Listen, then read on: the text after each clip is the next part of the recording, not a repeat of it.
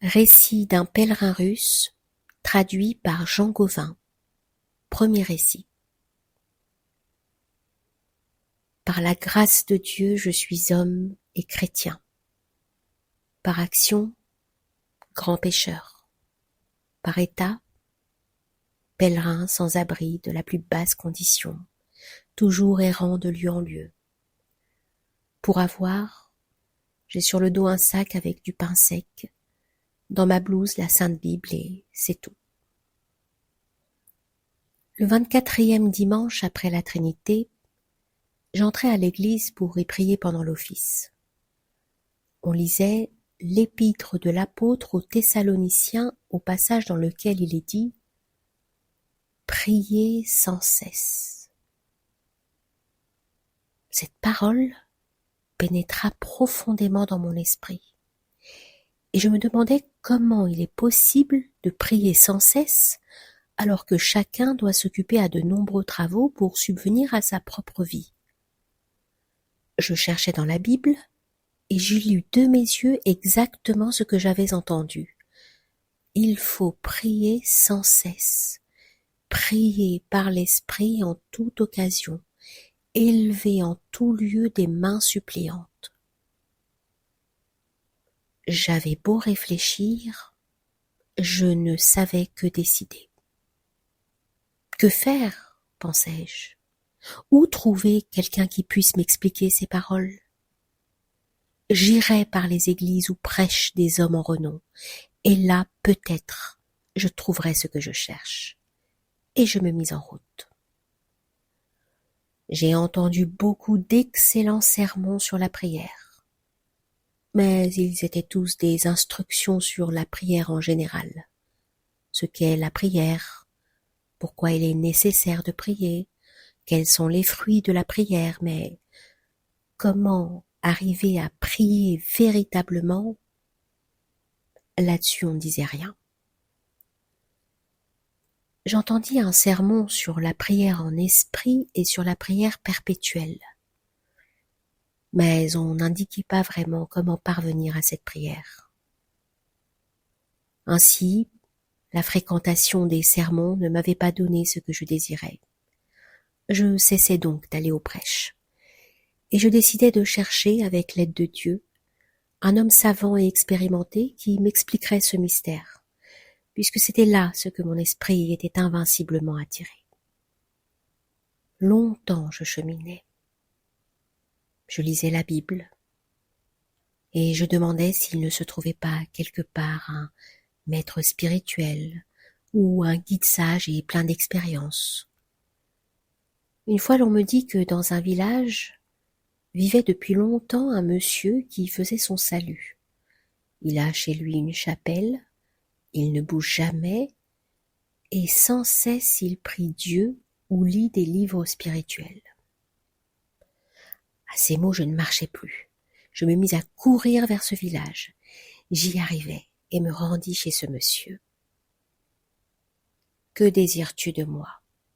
me demanda-t-il. « J'ai appris que vous étiez un homme pieux et sage. C'est pourquoi je vous demande au nom de Dieu de m'expliquer ce que veut dire cette parole de l'apôtre. Priez sans cesse. Et comment il est possible de prier ainsi? Voilà ce que je désire comprendre, et je ne peux cependant y parvenir. » Le monsieur resta silencieux, me regarda attentivement et dit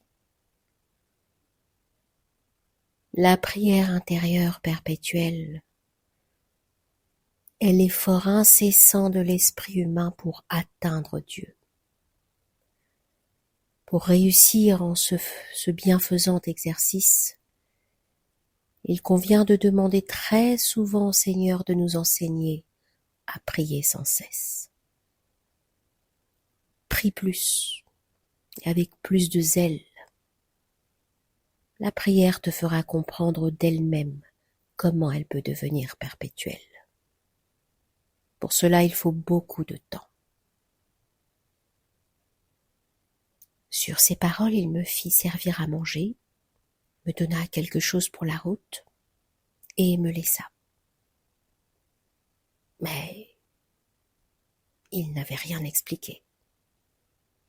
Je repris ma route.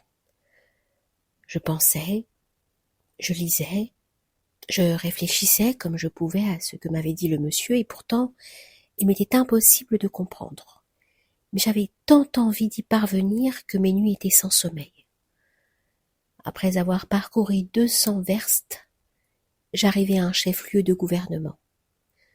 J'y aperçus un monastère. À l'auberge, on me dit que dans ce monastère vivait un supérieur pieux, charitable et hospitalier. J'allai à lui. Il me reçut avec bonté, me fit asseoir et m'offrit à manger. « Père très saint, dis-je, je n'ai pas besoin d'un repas, mais je voudrais que vous me donniez un enseignement spirituel. Comment faire son salut ? » Comment faire son salut ? Eh bien, vis selon les commandements, prie Dieu, et tu seras sauvé. J'ai appris qu'il faut prier sans cesse, mais je ne sais comment prier sans cesse, et ne puis même comprendre ce que signifie la prière perpétuelle. Je vous prie, mon père, de m'expliquer cela. Je ne sais, mon frère, comment t'expliquer mieux. Mais attends, j'ai un petit livre où cela est exposé.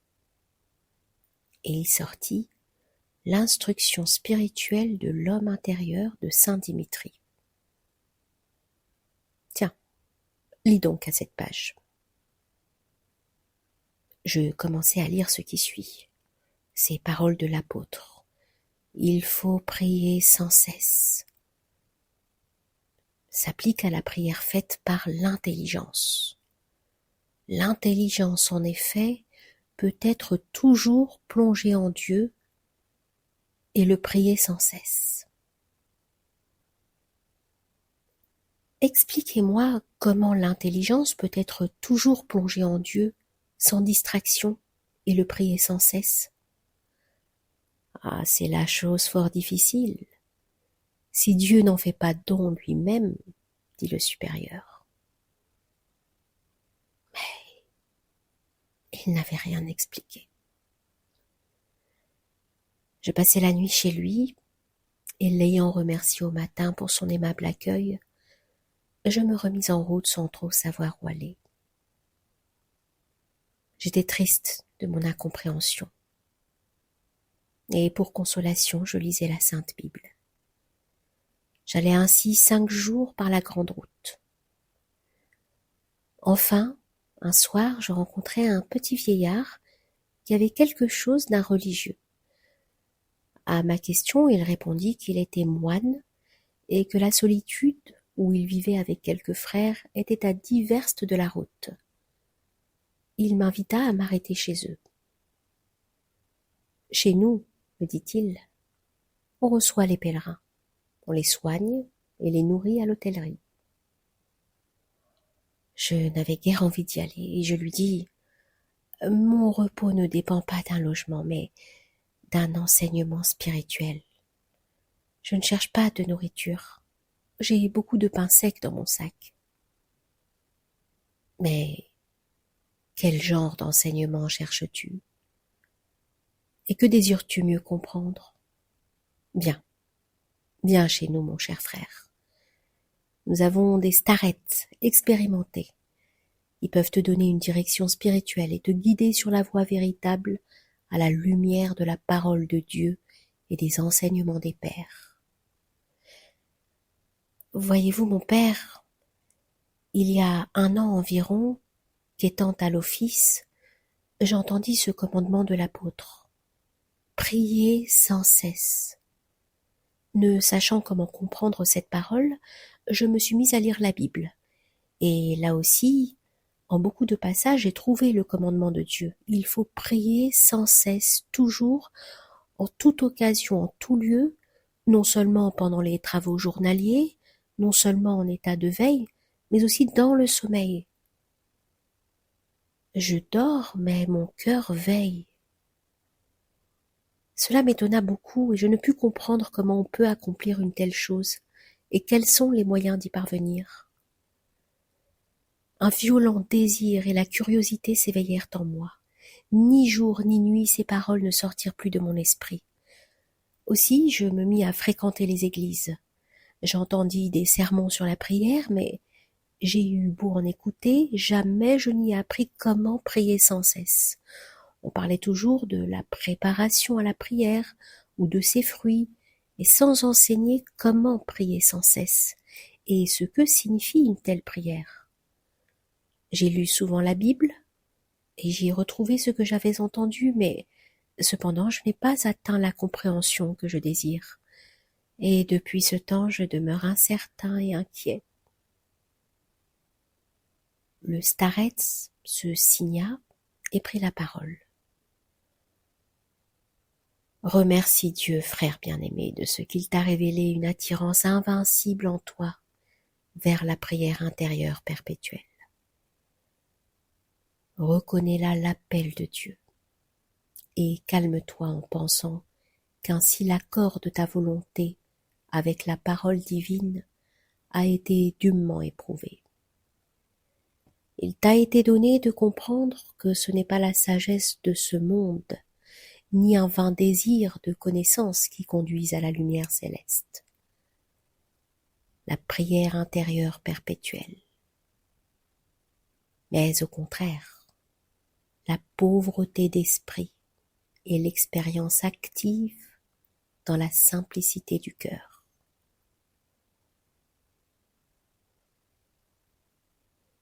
C'est pourquoi il n'est pas étonnant que tu n'aies rien entendu de profond sur l'acte de prier, et que tu n'aies pu apprendre comment parvenir à cette activité perpétuelle. En vérité, on prêche beaucoup sur la prière, et il existe là-dessus de nombreux ouvrages récents, mais tous les jugements de leurs auteurs sont fondés sur la spéculation intellectuelle, sur les concepts de la raison naturelle, et non sur l'expérience nourrie par l'action. Ils parlent plus des accessoires de la prière que de son essence même. L'un explique fort bien pourquoi il est nécessaire de prier, un autre parle de la puissance et des effets bienfaisants de la prière, un troisième des conditions nécessaires pour bien prier, c'est-à-dire du zèle, de l'attention, de la chaleur de cœur, de la pureté d'esprit, de l'humilité, du repentir, qu'il faut avoir pour se mettre à prier, mais qu'est-ce que la prière et comment on apprend à prier? À ces questions pourtant essentielles et fondamentales, on trouve bien rarement réponse chez les prédicateurs de ce temps, car elles sont plus difficiles que toutes leurs explications et demandent non un savoir scolaire, mais une connaissance mystique. Et chose beaucoup plus triste, cette sagesse élémentaire et vaine conduit à mesurer Dieu avec une mesure humaine. Beaucoup commettent une grande erreur lorsqu'ils pensent que les moyens préparatoires et les bonnes actions engendrent la prière, alors qu'en réalité, c'est la prière qui est la source des œuvres et des vertus. Ils prennent à tort les fruits ou les conséquences de la prière pour les moyens d'y parvenir, et diminuent ainsi sa force. C'est un point de vue entièrement opposé à l'Écriture, car l'apôtre Paul parle ainsi de la prière. Je vous conjure avant tout de prier. Ainsi, l'apôtre place la prière au-dessus de tout. Je vous conjure avant tout de prier. Beaucoup de bonnes œuvres sont demandées aux chrétiens, mais l'œuvre de prière est au-dessus de toutes les autres, car sans elle, rien de bien ne peut s'accomplir. Sans la prière fréquente, on ne peut trouver la voie qui conduit au Seigneur, connaître la vérité, crucifier la chair avec ses passions et ses désirs, être illuminé dans le cœur par la lumière du Christ et s'unir à lui dans le salut. Je dis fréquente car la perfection et la correction de notre prière ne dépendent pas de nous, comme le dit encore l'apôtre Paul. Nous ne savons pas ce qu'il faut demander. Seule la fréquence a été laissée en notre pouvoir comme moyen pour atteindre la pureté de prière, qui est la mère de tout bien spirituel. Acquiert la mère et tu auras une descendance, dit saint Isaac le Syrien, enseignant qu'il faut acquérir d'abord la prière pour pouvoir mettre en pratique toutes les vertus. Mais ils connaissent mal ces questions, et ils en parlent peu, ceux qui ne sont pas familiers avec la pratique et les enseignements mystérieux des pères. En conversant ainsi, nous étions insensiblement arrivés jusqu'à la solitude. Pour ne pas me séparer de ce sage vieillard et satisfaire plutôt mon désir, je m'empressai de lui dire « Je vous en prie, Père vénérable, expliquez-moi ce qu'est la prière intérieure perpétuelle et comment on peut l'apprendre. Je vois que vous en avez une expérience profonde et sûre. » Le starets accueillit ma demande avec bonté et m'invita chez lui. « Viens chez moi.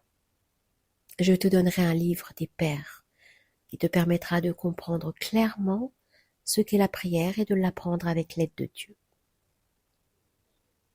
Nous entrâmes dans sa cellule et le starets m'adressa les paroles suivantes.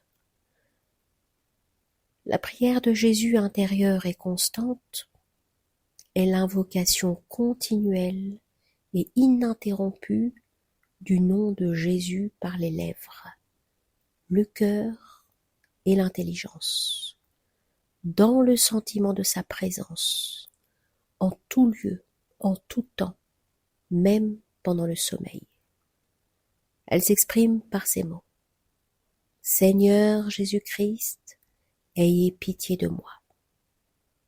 Celui qui s'habitue à cette invocation ressent une grande consolation et le besoin de dire toujours cette prière. Au bout de quelque temps, il ne peut plus demeurer sans elle, et c'est d'elle-même qu'elle coule en lui. Comprends-tu maintenant ce qu'est la prière perpétuelle ? Je le comprends parfaitement, mon Père. Au nom de Dieu, enseignez-moi maintenant comment y parvenir, m'écriai-je plein de joie. Comment on apprend la prière, nous le verrons dans ce livre. Il s'appelle Philokalie. Il contient la science complète et détaillée de la prière intérieure perpétuelle, exposée par 25 pères. Il est si utile et si parfait qu'il est considéré comme le guide essentiel de la vie contemplative. Et comme le dit le bienheureux Nicéphore, il conduit au salut sans peine et sans douleur.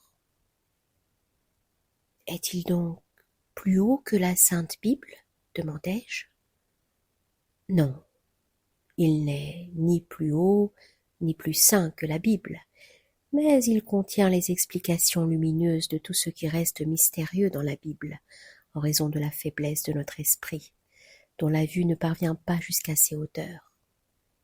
Voici une image. Le soleil est un astre majestueux, étincelant et superbe, mais on ne peut le regarder à l'œil nu. Pour contempler ce roi des astres et supporter ses rayons enflammés, il faut employer un verre artificiel, infiniment plus petit et plus terne que le soleil. Eh bien, l'écriture est ce soleil resplendissant, et la Philokalie ce morceau de verre. Écoute maintenant, je vais te lire comment s'exercer à la prière intérieure perpétuelle. Le starets ouvrit la Philokalie, choisit un passage de saint Siméon le nouveau théologien et commença. Demeure assis dans le silence et dans la solitude. Incline la tête, ferme les yeux, respire plus doucement, Regarde par l'imagination à l'intérieur de ton cœur, rassemble ton intelligence, c'est-à-dire ta pensée de ta tête dans ton cœur, dis sur la respiration, Seigneur Jésus-Christ, aie pitié de moi, à voix basse ou simplement en esprit. Efforce-toi de chasser toute pensée. Sois patient et répète souvent cet exercice. Puis, le starets m'expliqua tout ceci avec des exemples et nous lûmes encore dans la Philokalie les paroles de saint Grégoire le Sinaïte et des bienheureux Calixte et Ignace. Tout ce que nous lisions, le starets me l'expliquait en des termes à lui. J'écoutais avec attention et ravissement et m'efforçais de fixer toutes ces paroles dans ma mémoire avec la plus grande exactitude. Nous passâmes ainsi toute la nuit et allâmes au matin sans avoir dormi. Le starets, en me revoyant, me bénit et me dit de venir chez lui pendant mon étude de la prière, pour me confesser avec franchise et simplicité de cœur, car il est vain de s'attaquer sans guide à l'œuvre spirituelle. À l'église, je sentis en moi un zèle ardent qui me poussait à étudier avec soin la prière intérieure perpétuelle, et je demandais à Dieu de vouloir bien m'aider. Puis je pensais qu'il me serait difficile d'aller voir le starets pour me confesser ou lui demander conseil. À l'hôtellerie, on ne me gardera pas plus de 3 jours, et près de la solitude, il n'y a pas de logis. Heureusement, j'appris qu'un village se trouvait à 4 verstes. J'y allais pour chercher une place et pour mon bonheur. Dieu me favorisa. Je pus me louer comme gardien chez un paysan, à condition de passer l'été tout seul dans une hutte au fond du potager. Dieu merci, j'avais trouvé un endroit tranquille. C'est ainsi que je me mis à vivre et à étudier par les moyens indiqués la prière intérieure, en allant souvent voir le starets. Pendant 1 semaine, je m'exerçais dans la solitude de mon jardin à l'étude de la prière intérieure, en suivant exactement les conseils du starets. Au début, tout semblait aller bien. Puis je ressentis une grande lourdeur, de la paresse, de l'ennui, un sommeil insurmontable et les pensées s'abattirent sur moi comme les nuages. J'allais chez le starets plein de chagrin et lui exposais mon état. Il me reçut avec bonté et me dit « Frère bien-aimé, c'est la lutte que mène contre toi le monde obscur, car il n'est rien qu'il redoute tant que la prière du cœur. Il essaye de te gêner et de te donner du dégoût pour la prière. Mais l'ennemi n'agit que selon la volonté et la permission de Dieu, dans la mesure où cela nous est nécessaire. Il faut sans doute que ton humilité soit encore mise à l'épreuve. Il est trop tôt pour atteindre par un zèle excessif au seuil même du cœur, car tu risquerais de tomber dans l'avarice spirituelle.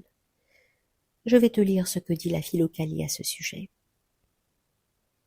Le starets chercha dans les enseignements du moine Nicéphore et lut « Si, malgré tes efforts, mon frère, tu ne peux entrer dans la région du cœur comme je te l'ai recommandé, fais ce que je te dis, et Dieu aidant, tu trouveras ce que tu cherches. Tu sais que la raison de tout homme est dans sa poitrine. À cette raison, enlève donc toute pensée. Tu le peux si tu veux. Et donne-lui le Seigneur Jésus-Christ, ayez pitié de moi. Efforce-toi de remplacer par cette invocation intérieure toute autre pensée. Et à la longue, cela t'ouvrira sûrement le seuil du cœur. C'est là un fait prouvé par l'expérience. Tu vois ce qu'enseignent les pères dans ce cas, me dit le starets. C'est pourquoi tu dois accepter ce commandement avec confiance et réciter autant que tu le peux la prière de Jésus. Voici un rosaire avec lequel tu pourras faire au début 3000 oraisons par jour. Debout, assis, couché ou en marchant, dis sans cesse Seigneur Jésus-Christ, ayez pitié de moi. Doucement, mais sans hâte. Et récite exactement 3000 oraisons par jour, sans en ajouter ou en retrancher aucune. C'est ainsi que tu parviendras à l'activité perpétuelle du cœur. Je reçus avec joie ces paroles du Starets et m'en retournai chez moi. Je me mis à faire exactement et fidèlement ce qu'il m'avait enseigné. Pendant 2 jours, j'ai eu quelques difficultés. Puis cela devint si facile que lorsque je ne disais pas la prière, je sentais comme un besoin de la reprendre, et elle coulait avec facilité et légèreté, sans rien de la contrainte du début. Je racontai cela au Starets, qui m'ordonna de réciter 6000 oraisons par jour et me dit « Sois sans trouble, et efforce-toi seulement de t'en tenir fidèlement au nombre d'oraisons qui t'est prescrit. Dieu te fera miséricorde. » Pendant toute une semaine, je demeurai dans ma cabane solitaire à réciter chaque jour mes 6000 oraisons, sans me soucier de rien d'autre et sans avoir à lutter contre les pensées. J'essayais seulement d'observer exactement le commandement du Starets. Qu'arriva-t-il ? Je m'habituais si bien à la prière que, si je m'arrêtais un court instant, je sentais un vide comme si j'avais perdu quelque chose.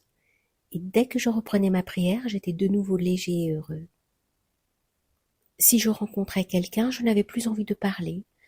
Je désirais seulement être dans la solitude et réciter la prière, tellement je m'y trouvais habituée au bout d'une semaine. Le Starets, qui ne m'avait pas vu depuis 10 jours, vint lui-même prendre de mes nouvelles. Je lui expliquai ce qui m'arrivait. Après m'avoir écouté, il dit « Te voilà habitué à la prière. Vois-tu ? Il faut maintenant garder cette habitude et la fortifier. Ne perds pas de temps. Et avec l'aide de Dieu, prends la résolution de réciter 12 000 oraisons par jour. Demeure dans la solitude. Lève-toi un peu plus tôt, couche-toi un peu plus tard, et viens me voir 2 fois par mois. » Je me conformais aux ordres du Starets, et le premier jour, c'est à peine si je parvins à réciter mes 12 000 oraisons que j'achevais tard dans la soirée. Le lendemain, je le fis plus facilement et avec plaisir. Je ressentis d'abord de la fatigue, une sorte de durcissement de la langue et une raideur dans les mâchoires, mais sans rien de désagréable.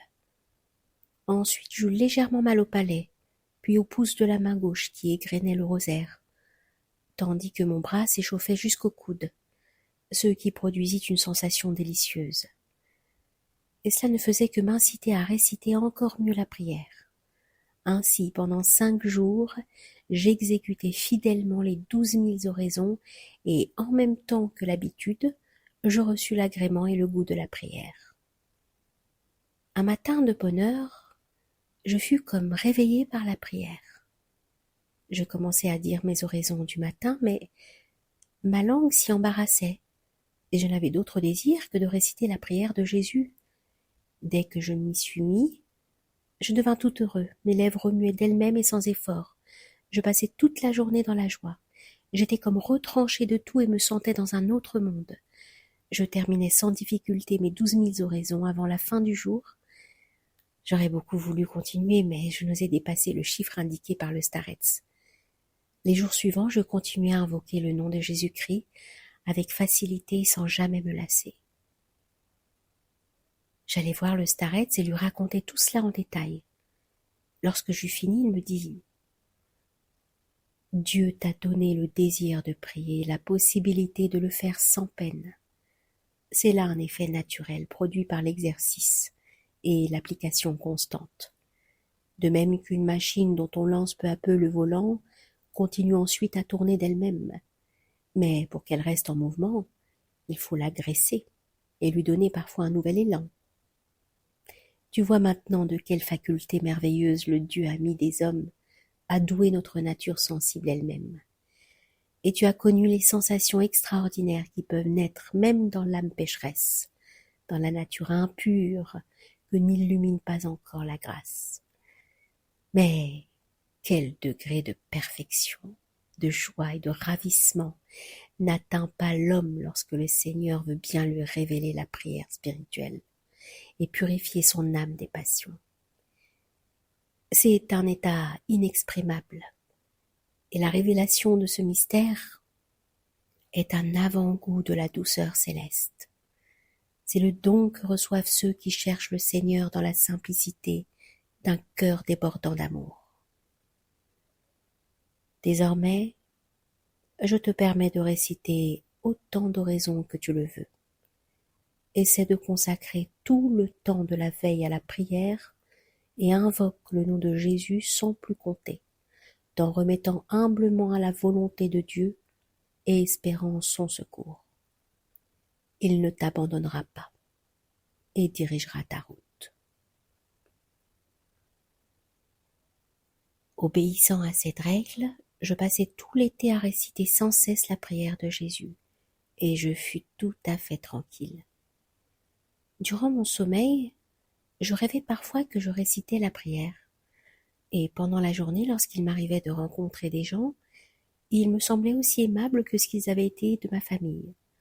Les pensées s'étaient apaisées, et je ne vivais qu'avec la prière. Je commençais à incliner mon esprit à l'écoute, et parfois mon cœur ressentait de lui-même comme une chaleur et une grande joie. Lorsqu'il m'arrivait d'entrer à l'église, le long service de la solitude me paraissait court et ne me lassait plus comme auparavant. Ma cabane solitaire me semblait un palais splendide, et je ne savais comment remercier Dieu de m'avoir envoyé, à moi, pauvre pécheur, un starets à l'enseignement si bienfaisant. Mais je n'eus pas longtemps à jouir de la direction de mon starets bien-aimé, qu'il mourut à la fin de l'été. Je lui dis adieu avec des larmes, et en le remerciant pour son enseignement paternel, je lui demandai de me laisser comme bénédiction le rosaire avec lequel il priait toujours. Ainsi je restai seule. L'été s'acheva, on récolta les fruits du jardin. Je n'avais plus où vivre. Le paysan me donna 2 roubles d'argent comme salaire, remplit mon sac de pain pour la route, et je repris ma vie errante. Mais je n'étais plus dans le besoin comme jadis. L'invocation du nom de Jésus-Christ me réjouissait tout le long du chemin, et tout le monde me traitait avec bonté. Il semblait que tous s'étaient mis à m'aimer. Un jour, je me demandais que faire avec les roubles que m'avait donnés le paysan. À quoi me servent-ils, oui? Eh bien, je n'ai plus de starets, personne pour me guider. Je vais acheter une philocalie et j'y apprendrai la prière intérieure. J'arrivai dans un chef-lieu de gouvernement et me mis à chercher par les boutiques une philocalie. J'en trouvais bien une, mais le marchand en voulait 3 roubles, et je n'en avais que 2. J'eus beau marchander, il ne voulait rien rabattre. Enfin, il me dit « Va donc voir dans cette église. Demande au sacristain. Il a un vieux livre comme ça. Il te cédera peut-être pour tes 2 roubles. » J'y allai et achetai en effet pour 2 roubles une philocalie fort vieille et abîmée. J'en fus tout heureux. Je la raccommodai comme je pus avec de l'étoffe et la mis dans mon sac avec la Bible. Voilà comment je vais maintenant, disant sans cesse la prière de Jésus, qui m'est plus chère et plus douce que tout au monde.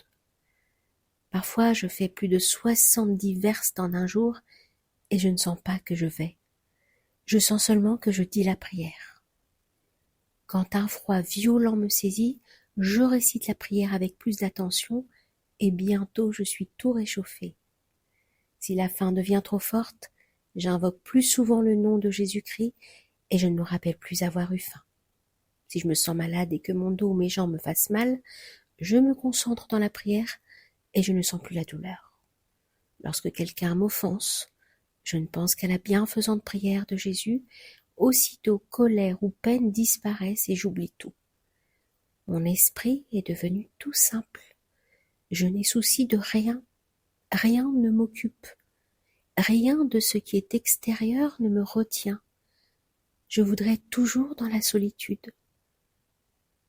Par habitude, je n'ai qu'un seul besoin, réciter sans cesse la prière. Et quand je le fais, je deviens tout gai. Dieu sait ce qui se fait en moi. Naturellement, ce ne sont là que des impressions sensibles ou, comme disait le Starretz, l'effet de la nature et d'une habitude acquise, mais je n'ose encore me mettre à l'étude de la prière spirituelle à l'intérieur du cœur. Je suis trop indigne et trop bête. J'attends l'heure de Dieu, espérant la prière de mon défunt Starretz. Ainsi, je ne suis pas encore parvenue à la prière spirituelle du cœur, spontanée et perpétuelle. Mais grâce à Dieu, je comprends clairement maintenant ce que signifie la parole de l'apôtre que j'entendis jadis. Priez sans cesse.